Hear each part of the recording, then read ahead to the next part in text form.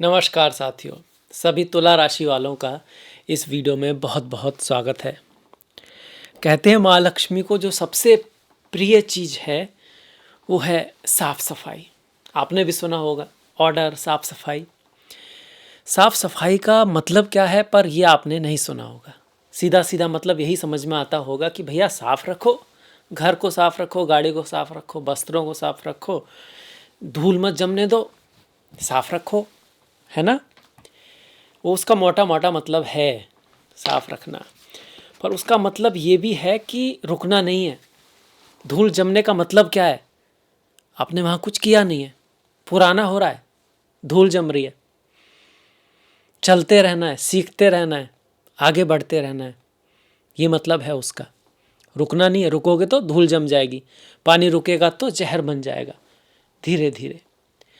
दूसरा एक और मतलब है साफ सफाई का कि वो सफाई सिर्फ बाहर तक है ऐसा नहीं है, वो प्योरिटी सिर्फ बाहर है ऐसा नहीं है, वो मन के अंदर भी है। पवित्रता, साफ सफाई, विचारों की शुद्धता।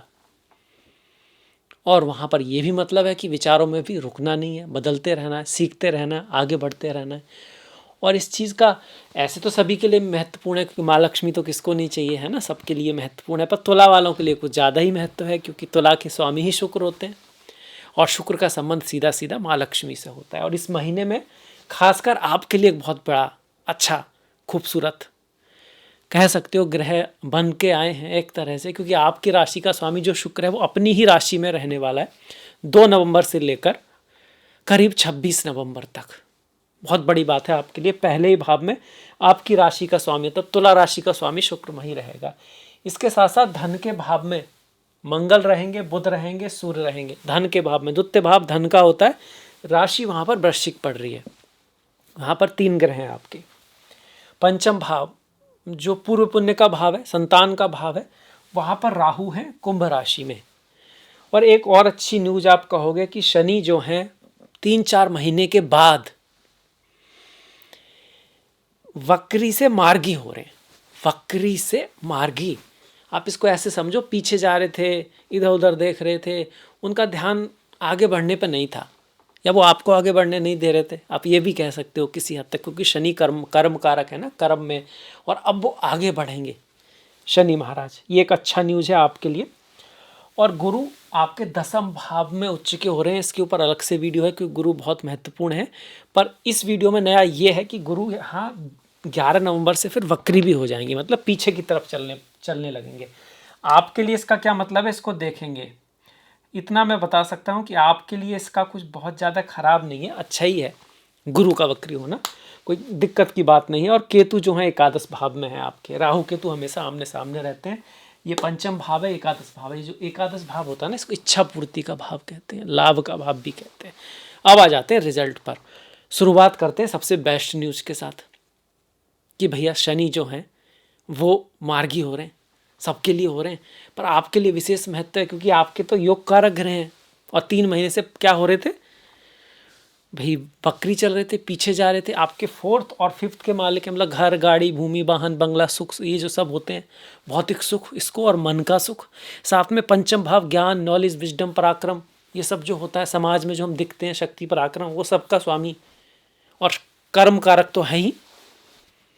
बहुत दिनों से वक्री चल रहे थे, ऐसा नहीं हर साल वक्री होते हैं, ऐसा भी नहीं है कि सब कुछ इसी की वजह से, पर हाँ उसका एक रोल था, क्योंकि 6ठे भाव में शनि शुभ रिजल्ट देते हैं, पर वक्री होंगे तो कहाँ शुभ दे पाएंगे। अब मार्गी होंगे तो इन सब चीज़ें जो मैंने गिनाई, इनमें स्पीड आएगी, इनमें इवेंट होंगे, खास कर करियर में भी होंगे, काम में भी होंगे। रोग ऋण शत्रु पर आपकी विजय होगी। ऑब्स्टिकल आप कह सकते हो कि उस ऑब्स्टिकल को आप लांघ पाओगे, जीत पाओगे आप जीवन में। पर जीतेगा वही जो प्रयास कर रहा होगा।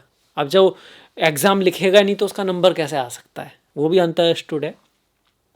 दूसरी जो बड़ी बात हो रही है, वो जो बहुत ही बड़ी है, पर इसका डिपेंड करेगा आपकी दशा महादशा कौन सी कैसी चल रही है, कि शुक्र जो है अपनी ही राशि में है। ये बहुत बड़ा इवेंट हो गया आपका, शुक्र का अपनी राशि में बैठना, क्योंकि शुक्र माँ लक्ष्मी से जुड़े ग्रह हैं और अपनी ही राशि में बैठे हुए हैं, तो ये बड़ी बात होगी। यहाँ पर जब शुक्र बैठेंगे तो क्या करेंगे, पहले भाव का रिजल्ट सबसे ज़्यादा देंगे। पहला भाव आपका स्वास्थ्य है, आपकी पद प्रतिष्ठा है, आपका सम्मान है, शुरुआत है, जीवन की शुरुआत है। किसी के यहाँ पर खराब ग्रह हो तो लाइफ की शुरुआत में ही बड़ी दिक्कत होती है, प्रॉब्लम हो जाती है। कुछ लोग इससे बीमार हो जाते हैं पैदा होने के 1-2 साल में, या शुरुआत के लाइफ पर। अब यहाँ गोचर में दिखा रहा है अब कुछ अच्छी शुरुआत हो सकती है आपकी लाइफ में, या आप कुछ अच्छी शुरुआत करोगे, आपका नेम फेम आपको मिल सकता है। इसी नवंबर के महीने में अगर आप कुछ एक्सेप्ट कर रहे हो, कुछ हो जाए, किसी चीज़ से कुछ पॉजिटिविटी कहीं से आ सकती है, तो उसकी प्रोबेबिलिटी बहुत ज़्यादा है। भाई राशि का स्वामी राशि में ही बैठा है, मालव्य नाम का महापुरुष योग बना के बैठा है, उससे बड़ी क्या बात हो सकती है। और इस शुक्र को सहयोग देने के लिए इससे अगले भाव में बुध, मंगल और सूर्य भी बैठे। इनमें से मंगल अपनी राशि में है, सूर्य अपने मित्र की राशि में, बुध शत्रु की राशि में है पर अपने मित्र के साथ है। तो मोस्टली ग्रह अच्छे बैठे हुए हैं धन के भाव में, मतलब आपके प्रभाव में भी वृद्धि दिखा रहा है, आपके धन में भी वृद्धि दिखा रहा है, पैसे में भी, धन की इनकम में भी, और इनकम के साथ साथ आप कुछ बचा भी पाओ इसको भी दिखा रहा है। इसके योग बने हुए हैं। वाणी का थोड़ा ख्याल रखना है, परिवार में थोड़ा बना के रखना है, अपने परिवार में, अपने दोस्तों में, अपने फ्रेंड्स में, अपने चाहने वालों में, जो आपको चाहते हैं लोग, जिन्हें आप चाहते हैं वो तो है ही है, जो आपको चाहते हैं उनको भी आपको ध्यान में रखना है। कई बार दोनों सेम हो, जरूरी नहीं होता। क्यों? क्योंकि ये मंगल सूर्य, हालांकि मंगल अपनी राशि में है और सूर्य अपने मित्र की राशि में है, पर फिर भी ये बहुत अग्नि वाले ग्रह हैं। किसी के मंगल सूर्य द्वितीय भाव में हो तो वो धन बहुत कमा सकता है, पर उसकी जो वाणी होती है वो थोड़ी दर्द देने वाली हो जाती है, कभी कभी एक्स्ट्रा ऑनेस्ट हो जाती है, चुभने वाली हो जाती है। हम कैसा बोल देते हैं कुछ अपने पति पत्नी को, प्रेमी प्रेमिका को, वो हमारे साथ तो हैं पर उस बात को तो नहीं भूल पा रहे, कुछ कड़वा बोल दिया, कुछ ज़्यादा ही ऑनेस्ट बोल दिया, अभी ठीक नहीं होता। बच्चों में भी आप देखोगे, अब बच्चा कुछ कर रहा है, आपने उसको डांट दिया, भाई ऐसा क्यों कर रहा है, ऐसा क्यों कर रही है, तो गलत बात है। अब उसके कॉन्शियसनेस में वो इतनी समझ ही नहीं है उस चीज़ को समझने की कि वो गलत बात है तो क्यों है, कैसे है। बड़ों के साथ भी ऐसा होता है, तो वो चीज़ तो माइंड कैप्चर नहीं करेगा, पर आपने जो डांट दिया वो कैप्चर करेगा, तो उसको मानेगा तो है ही नहीं, या मानेगी तो है ही नहीं बाद में, और उस चीज़ से एक रिश्तों में दूरी भी आएगी। तो उस बात को सिर्फ सच को कह देने का मतलब ये नहीं कि अगले बंदे को सच समझ में आ गया है, वो उसके दिमाग के थ्रू उसको समझ में आना चाहिए, उसकी भावनाओं के थ्रू समझ में आना चाहिए, तो फिर वो आपको सुन सकता है, मान सकता है। नहीं तो उसको ये पता तो रहेगा कि नहीं करना है, इसने मेरे को डांट दिया, क्यों कहा, क्या कहा, उसका कारण आपका कुछ और होगा, उसका कुछ और होगा। तो वह समझदारी से, मैच्योरिटी से थोड़ा काम लेना है, खास करके अगर रिश्तों पे बात आती है, फैमिली पे आती है, फैमिली बिजनेस पे आती है, मनी के मामले में कोई भी बात है तो उसको डिप्लोमेसी से सॉल्व करने की कोशिश करना है, बुद्धिमानी का यूज करना, लंबी दूरी की थॉट रखनी है आपको अपने जीवन में, शॉर्टकट के पीछे मत जाना है। शॉर्टकट से कभी कभी अभी अभी लाभ लगता है, पर बाद में देखोगे तो यार कुछ खास नहीं, पता लगा वो उस लाभ से तो नुकसान भी अच्छा था। क्योंकि दूसरी जो लंबी स्ट्रेटजी होती है किसी भी चीज़ की, युद्ध जीतना होता है। छोटी मोटी वार अगर आप हार भी जाते हो एक मोड़ पर, उस मोड़ पर, तो उससे कोई फ़र्क नहीं पड़ता अगर आप अल्टीमेटली जीतते हो तो वो ही यहाँ पे स्ट्रेटजी होनी चाहिए। वैसे धन के मामले में अच्छा है, बढ़िया है, पर पर्सनल रिश्तों के मामले में थोड़ा ख्याल रखना है।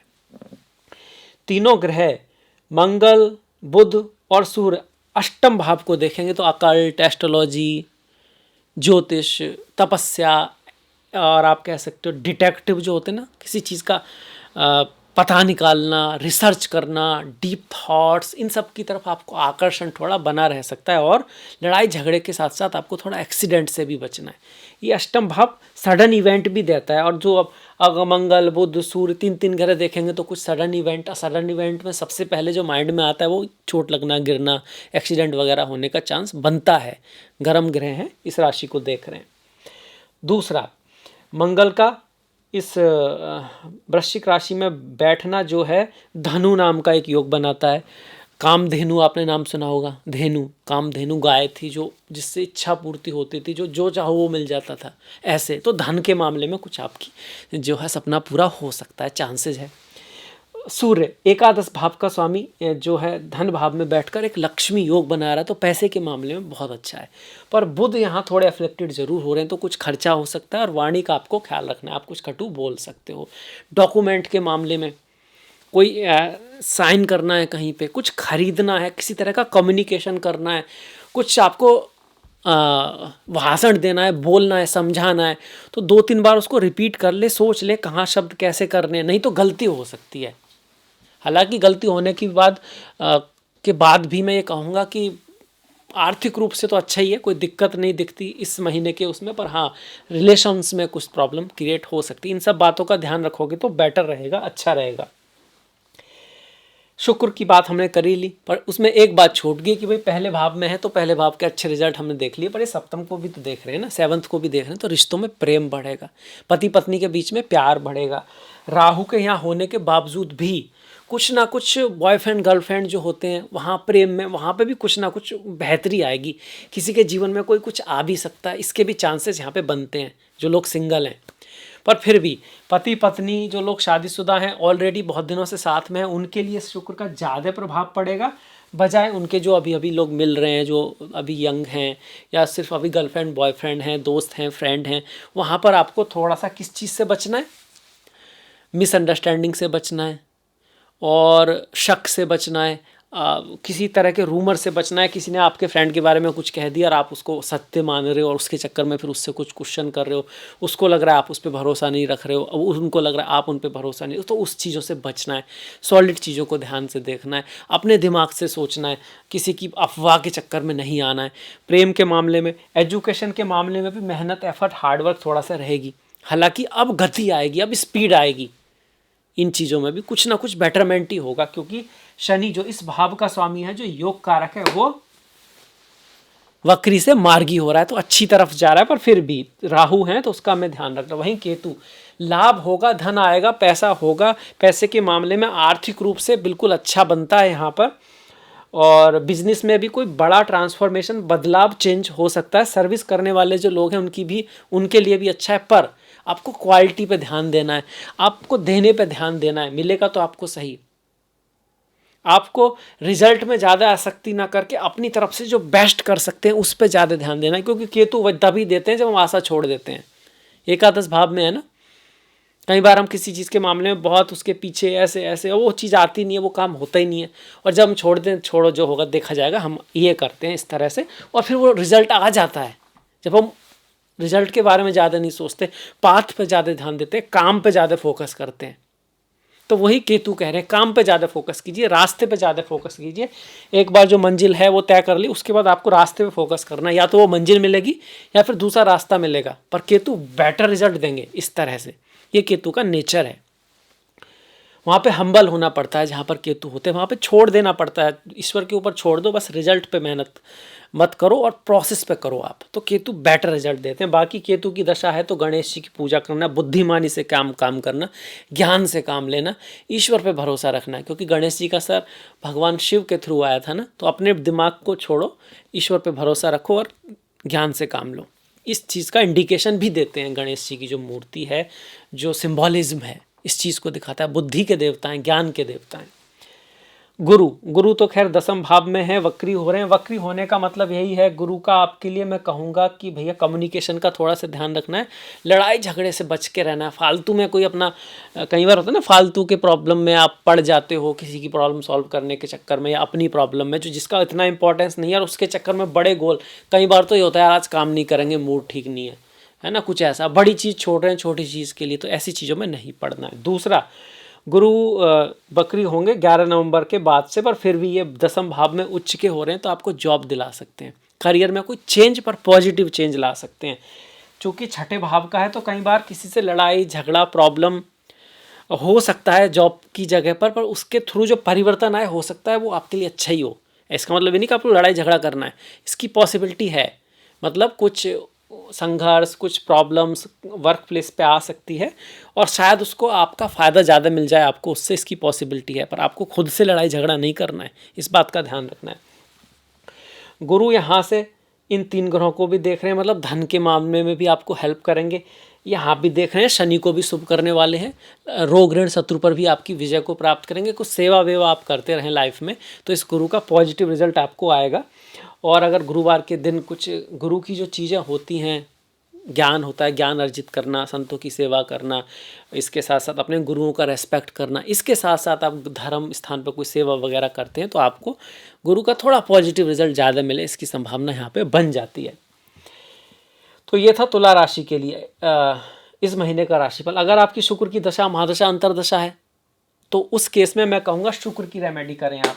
थोड़ा बहुत माँ लक्ष्मी की पूजा, ललिता सहस्त्रनाम का पाठ, साफ़ सफाई का ध्यान, मतलब बाहर की साफ़ सफाई और मन की साफ़ सफाई, और आगे बढ़ते रहना, वो सारी चीज़ें फॉलो करें तो हो सकता है कि कुछ, जिसको बोलते हैं ना, जो लिखा है वो तो होगा ही होगा, पर अब जो कर रहे हैं उससे, उसकी वजह से कुछ बेटर रिजल्ट और आ जाए, उसकी संभावना बनती है।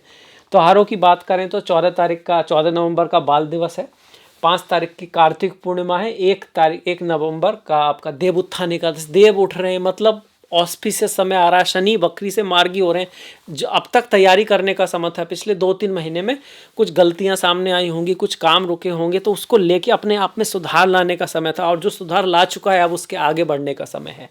ओम नमो नारायणाय, ओम नमो भगवते वासुदेवाय। 15 तारीख की उत्पन्ना एकादशी है, 3 और 17 का प्रदोष व्रत है, 18 की शिवरात्रि है। चिदानंद रूपा शिवोहम शिवोहम, ओम नमः शिवाय। 8 नवंबर की संकष्टी, 19 का मार्गशीर्ष अमावस्या है आपकी, और 16 तारीख की वृश्चिक संक्रांति। जो सूर्य हैं यहाँ पर 16 तारीख को आ रहे हैं, लाभ का स्वामी, धन का स्वामी, इच्छा पूर्ति का स्वामी द्वितीय भाव में आ रहे हैं। उससे पहले लग्न राशि में है, लग्न में है, वो भी शुभ है। सूर्य का गोचर आपके लिए शुभ ही शुभ है। थोड़ा ईगो वगैरह को डाउन करते हुए, दूसरे को भी समझते हुए आपको आगे बढ़ना है। तो ये था मेरी तरफ से तुला राशि के लिए नवंबर का राशिफल। आई होप आपको इससे कुछ ना कुछ हेल्प होगी लाइफ में, कुछ सीखने को भी मिलेगा। अगर ऐसा है तो लाइक करें, सब्सक्राइब करें, कुछ ना कुछ कमेंट कर सकते हैं। सब्सक्राइब मतलब अगर नहीं किया है तो कर सकते हैं, कमेंट ज़रूर करें, अपने दोस्तों फ्रेंड आदि में शेयर करें। आपसे मुलाकात होगी नेक्स्ट वीडियो में। आपने इतना महत्वपूर्ण समय इस वीडियो को दिया, इसके लिए आपका दिल से बहुत बहुत धन्यवाद। नमस्कार।